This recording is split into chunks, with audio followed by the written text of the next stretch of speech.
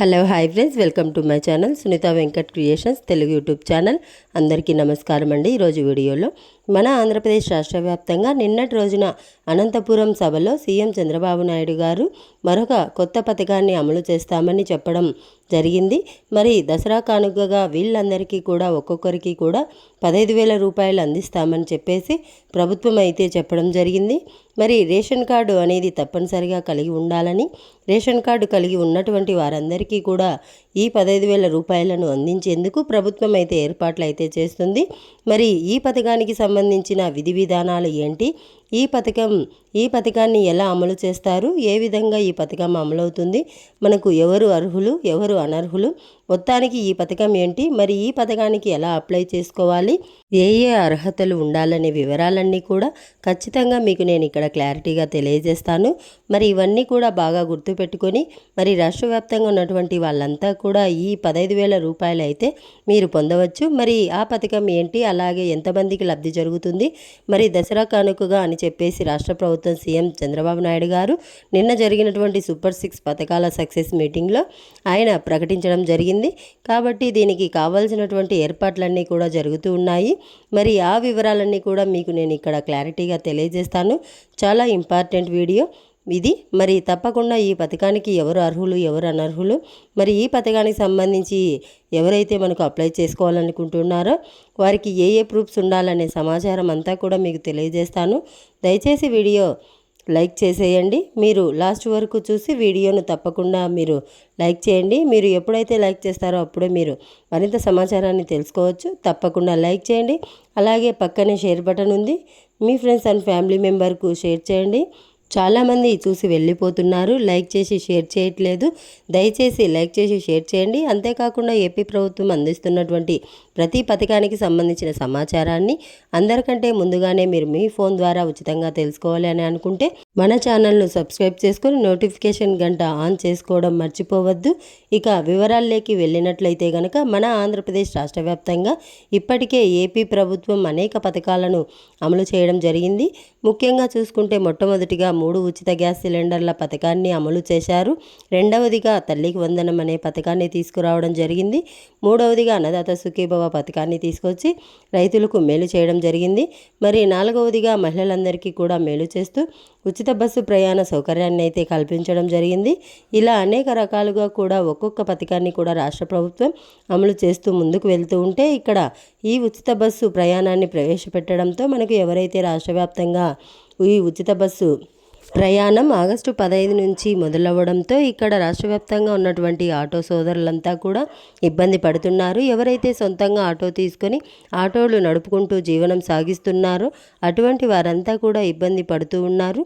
మరి అటువంటి వారందరికీ కూడా నిన్న జరిగినటువంటి మీటింగ్లో సీఎం చంద్రబాబు నాయుడు గారు వారికి దసరా కానుకగా ఒక్కొక్కరికి 15,000 రూపాయలు ఇస్తామని చెప్పేసి హామీ ఇచ్చారు. మరి ఒక్కొక్కరికి 15,000 రూపాయలు జమ కావాలి అంటే మనకు ఈ యొక్క పథకానికి సంబంధించి అర్హతలు ఏంటి అనర్హతలు ఏంటి విధి విధానాలను ప్రభుత్వం అయితే ప్రకటించబోతోంది. మరి గతంలో చూసుకుంటే గత ప్రభుత్వం కూడా వాహన మిత్ర అని చెప్పేసి డబ్బులు అయితే ఇచ్చింది ఆటో సోదరులు సోదరీమణులకు అందరికీ కూడా. ఈ యొక్క అంటే ఎవరైతే ఆటో ఉంటుందో వాళ్ళందరికీ కూడా అది ట్యాక్సీ కానీ మరి ఏదైనా సరే ప్యాసింజర్ ఆటో కానీ ట్యాక్సీ కానీ ఎవరికైనా ఉంటే ఆటో వాళ్ళందరికీ కూడా డబ్బులు అయితే ఇచ్చారు. మరి ఇప్పుడు తాజాగా మళ్ళీ కూడా అదే పథకాన్ని అయితే తీసుకొచ్చారు.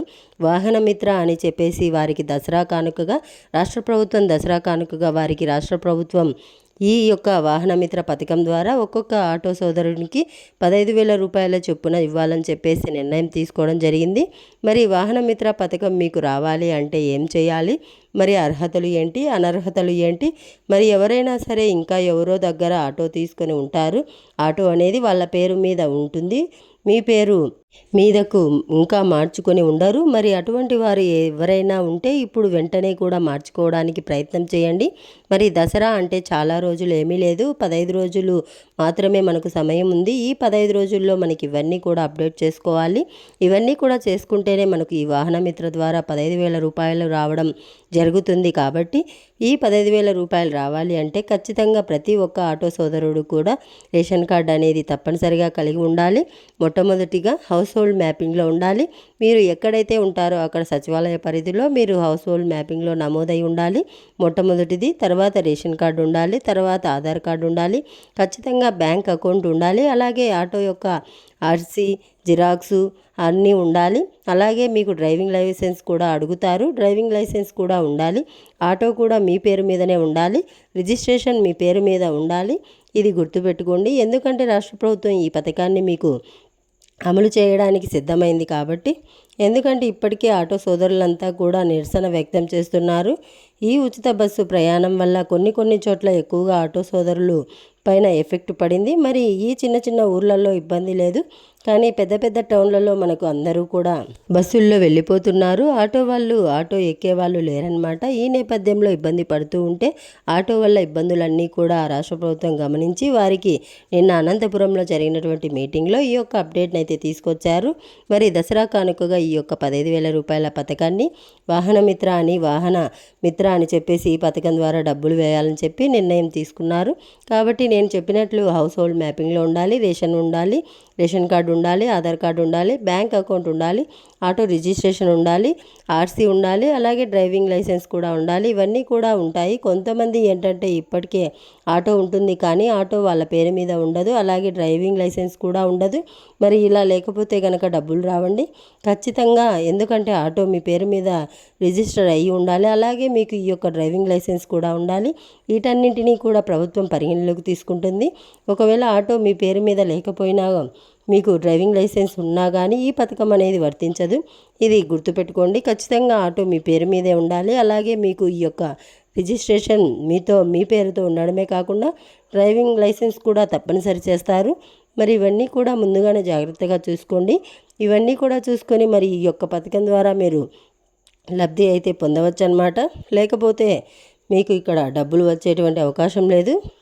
మరి ఖచ్చితంగా ఈ యొక్క పథకం ద్వారా ఆటో వాళ్ళందరికీ కూడా డబ్బులు వస్తున్నాయి కాబట్టి నేను చెప్పినట్లు ఇవన్నీ కూడా ఒకసారి మీరు చెక్ చేసుకోండి. అలాగే ఇక్కడ గమనించాల్సింది ఏంటంటే 6 దశల ధృవీకరణ ఎవరికైతే సంవత్సరంలో 300 యూనిట్ల కంటే ఎక్కువ కరెంటు బిల్లు వస్తుందో వారు అనర్హులు. అలాగే ఎవరికైతే మనకు 4 చక్రాల వాహనం ఉందో అంటే ఆటో కాకుండా కారు లాంటివి ఏవైనా ఉంటే కనుక మీరు ఈ పథకానికి అనర్హులు. అలాగే మీ పేరు మీద భూమి, మెట్ట, మాగాని కలిపి 13 ఎకరాల కంటే ఎక్కువగా ఉన్నా కూడా మీరు అనర్హులు. ఇక మనకు పట్టణాల్లో 1000 చదరపు అడుగుల కంటే ఎక్కువ స్థలం ఉంటే మీరు అనర్హులు. మరి ఇన్కమ్ ట్యాక్స్ కడుతూ ఉన్నా ఇవన్నీ కూడా చూసుకోండి. ప్రభుత్వ ఉద్యోగం చేస్తున్నా ఇవన్నీ కూడా ప్రభుత్వం పరిగణలోకి తీసుకుంటుంది. మిమ్మల్ని అందరినీ కూడా ఇన్ఎలిజిబుల్ చేస్తుంది. మీకు ఈ పథకం అనేది వర్తించదనమాట.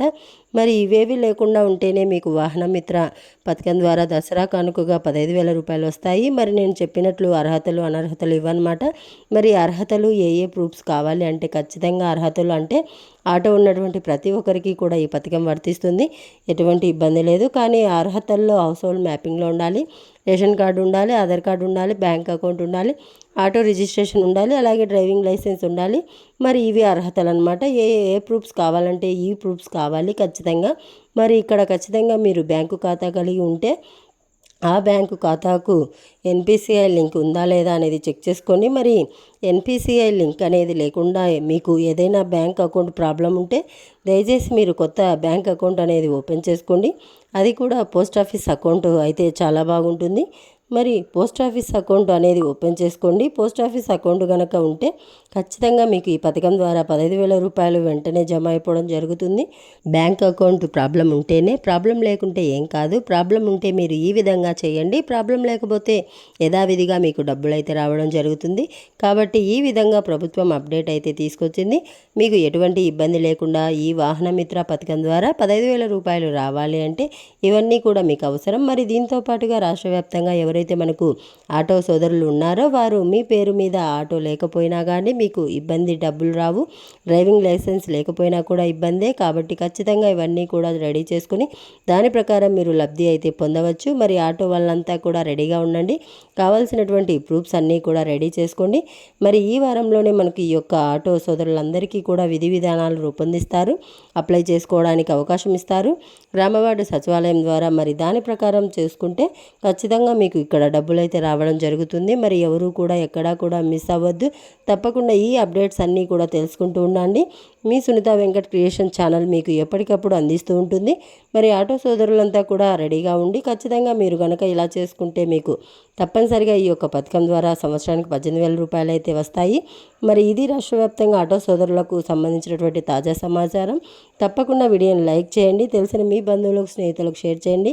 ఇలాంటి అప్డేట్స్ కోసం ఇప్పుడే మన ఛానల్ను సబ్స్క్రైబ్ చేసుకొని ఫాలో అవుతూ ఉండండి. Thanks for watching. Thank you. Have a nice day.